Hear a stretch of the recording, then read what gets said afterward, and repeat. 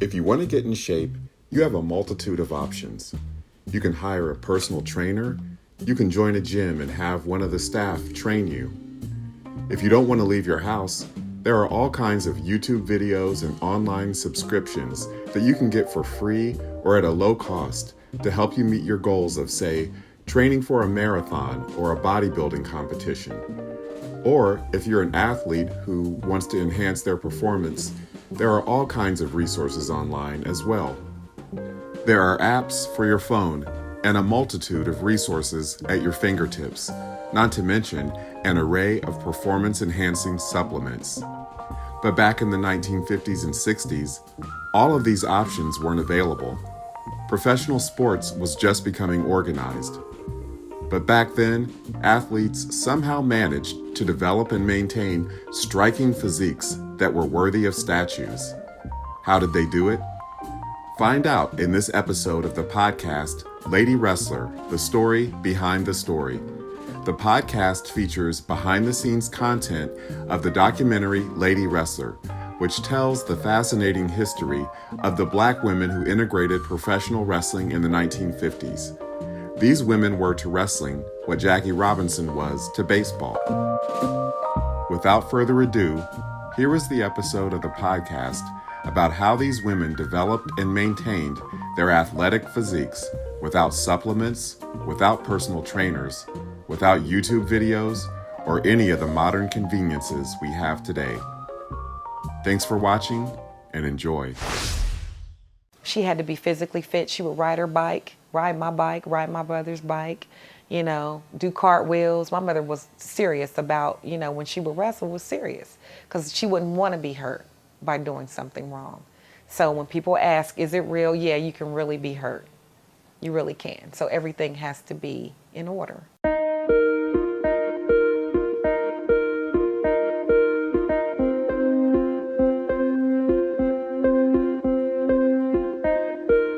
Hello, and welcome to another edition of Lady Wrestler, the story behind the story. This podcast gives you an exclusive behind-the-scenes look at the documentary Lady Wrestler, the amazing untold story of African-American women in the ring. I'm Chris Bournet, and I directed the documentary, which chronicles the accomplishments of Black women who broke racial and gender boundaries in the male-dominated wrestling business in the 1950s, 60s, and 70s. That voice you heard at the beginning was a clip from the Lady Wrestler documentary in which Kim Goodwin Martin, daughter of the late wrestling legend Marva Scott, describes her mother's grueling workout regimen. Marva, along with her sisters Babs Wingo and Ethel Johnson, were among the first African-American women to integrate pro wrestling in the 1950s. In this episode, we're going to take a look at how wrestlers of the past trained like gladiators without the benefit of the advanced equipment and supplements that are available to athletes today.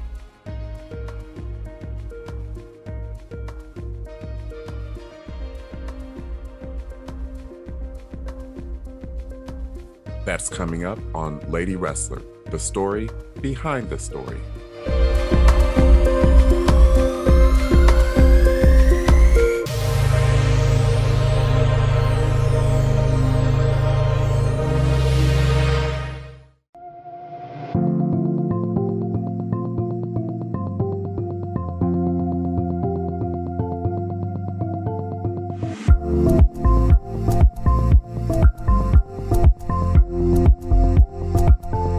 In a 2016 article titled Old School Muscle Men of the Mat, Mark Palmer, senior writer for IntermatWrestle.com, says the following. Nowadays, wrestlers benefit from weight work using sophisticated workout equipment and routines, smarter nutrition, scientifically developed nutritional supplements, and other advances to enhance wrestler strength, speed, endurance, and recovery.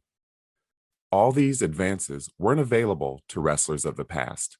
Yet, how is it possible that a number of the mat athletes of the 1960s and earlier could possess incredible strength and impressive physiques that, if they were wrestling today, would still generate positive buzz at a tournament and on social media? The Intermat article cites the example of Sherwin Thorson, who wrestled in the 1930s and was the only University of Iowa athlete to earn All-American honors in both wrestling and football. Known by the nickname Thumper, Thorson was also one of the first athletes to be open about training with weights. And according to Thorson, the reason he started weight training was to work out frustration resulting from a class he took in college. I went at the weights hard my junior year when a professor failed me in a course that I know I did well in, Thorson told the Iowa Wrestling Hall of Fame upon his induction. He told me he considered me a paid professional athlete and just wasn't going to give me a passing grade. The Intermat article goes on to state that during Thorson's time, and long before that, most wrestling coaches forbid their athletes from pumping iron. It'll make you muscle-bound, was the conventional wisdom of the time. However, the 1960s was a time of revolution and innovation, not only in society, but in wrestling as well, with the wider use of form core mats, digital scoreboards, protective headgear, and specialized shoes designed specifically for wrestling, rather than simply wearing sneakers. Some wrestling coaches started to see how athletes in other sports, such as swimming and track and field, were gaining benefits of weight work, becoming faster and more agile, and developing greater endurance. So how did wrestlers who competed more than 50 years ago gain strength and muscle mass that still looks impressive to many of today's wrestlers and fans? In some cases, it's a matter of great genes, the Intermat article states. However, there are some common environmental issues that help make some wrestlers known for their power and/or their powerful physiques. The Intermat article cites several examples. Quote, some of these guys may have been blessed by choosing their parents carefully, so to speak. Others may have earned their muscles from hard work on the farm, in the oil fields, or other demanding physical labor. Take, for example, Doug Blueball, a member of the 1960 United States Olympic wrestling team that competed in Rome, Italy. In Rome, Blueball made headlines by pinning defending world champion Imam Ali Habibi of Iran, the Intermat article states. In addition, Blueball was named Outstanding Wrestler of the Year for his Olympic achievements. Blueball described his match with Habibi, the 1956 Olympic gold medalist known as the Tiger of Mazandaran, this way. At the start of my match with Habibi, he comes right after me and knocks me on my butt. I get out of it, get up, and boom, he does it again. Once more, I get out of it, but am now behind by 5 points. I tell myself, he can't do that to me a third time. So when he comes after me again, I flip him onto his back and pin him. So, how did Blueball develop such world-class strength? Not through a tailor-made training regimen, not by taking supplements or human growth hormone, or by eating a special diet, which are just a few of the tactics that some athletes today rely on. Instead, Blueball developed his physique through plain old manual labor growing up as a farm boy. In a 2010 interview with Intermat about the 1960 Olympics, Blueball said, "Thank God I grew up on a wheat farm in Oklahoma that didn't have electricity or running water till during World War II. Doing farm chores built a work ethic. It was hard work. I never lifted weights, couldn't afford them, but hefted bales of hay. Strength from working on a farm is different. You get endurance strength from farm work." Now, I know you may be thinking, but what about the women? How did women wrestlers train back in the day before all the advanced equipment and exercise physiology that athletes have at their disposal today? Here's a clip from the Lady Wrestler documentary in which 2021 WWE Hall of Fame inductee Ethel Johnson describes her grueling workout regimen. It was all manual, you know. If you had a rolling machine, you was rolling them. You didn't have something to roll it for you. If you was doing the knee bends and things, you was doing it manual. you was doing everything for yourself. You know, you wasn't having no machines to go and do your work for you. And so your body, because I know my body was like a rock when I was in the business. It felt so hard to nobody could believe it, you know, because you use muscles that you have never used before, and when you really exercise the way you need to. I don't know now, you know, it looked like lots of chemical stuff now. You know, to me, it just don't look the same. I used to do 3 hours a day in the gym. You know, I didn't go up there and spend, you know, 1 hour and leave. I do 3 hours a day with them bopping and knocking, you know, and then learn to build up your strength in your chest, because you're taking lots of chest blows, you know, and taking those across your stomach. You know, you wanted to use the medicine balls. They used that medicine ball, drop them things in your stomach. Felt like you was going through the floor, you know. Many of the lady wrestlers of Ethel's generation trained in the sex, muscles, and diamonds formula developed by their promoter, the notorious Billy Wolfe, and his wife, Mildred Burke. Burke reigned as the first women's world wrestling champion from the 1930s through the 1950s. In his biography of Mildred Burke, Washington Post reporter Jeff Lean describes Billy and Mildred's trademark sex, muscles, and diamonds formula that Billy subjected all of his wrestlers to. Here's a clip of Jeff Lean from the Lady Wrestler documentary. The women had to be athletes. They had to be able to wrestle. They had to know the holds. They had to be tough. They had to be like gymnasts. And he was attracted to women who had tumbling ability and gymnastic ability. The lasting imprint that Mildred Burke made on women's wrestling had ripple effects far beyond the ring. According to an article dated March 26, 2020, posted on the website howtheyplay.com, during the early 1950s, Mildred Burke was in Los Angeles and created the World Women's Wrestling Association. During this time, she was considered to be a woman with a perfect physique. The Los Angeles Police Department would post pictures of Burke around the police station.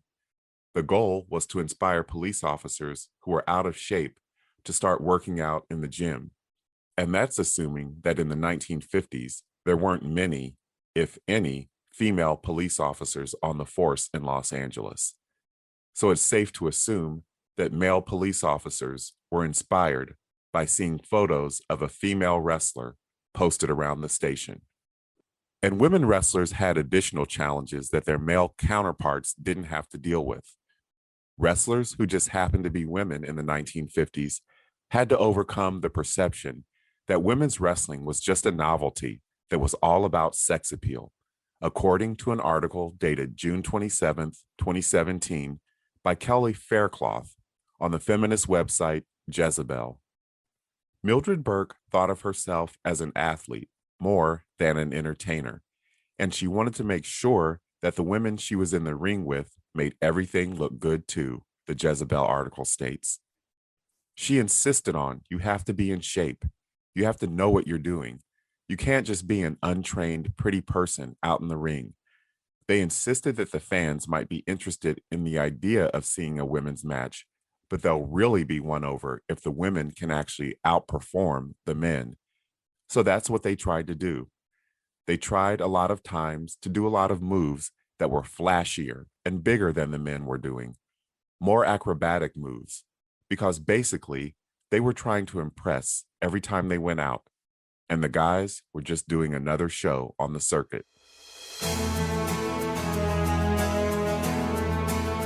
If white women wrestlers like Mildred Burke had to work twice as hard as the men to be taken seriously, that went double for African American lady wrestlers like Ethel Johnson, Babs Wingo, Marva Scott, Ramona Isbell, Kathleen Wembley, and countless other courageous black women who stepped into the ring before the civil rights movement, before the feminist movement, and before women and black people had many of the rights that we take for granted today.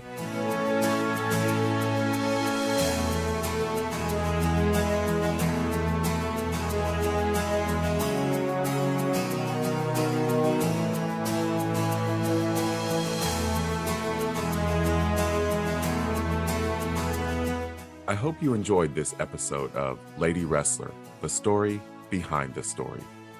To get the full story, watch the Lady Wrestler documentary, which is now streaming on Amazon Prime Video.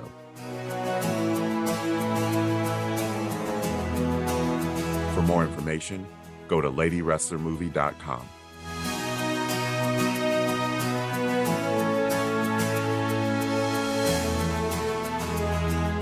Thank you for listening. Catch you next time.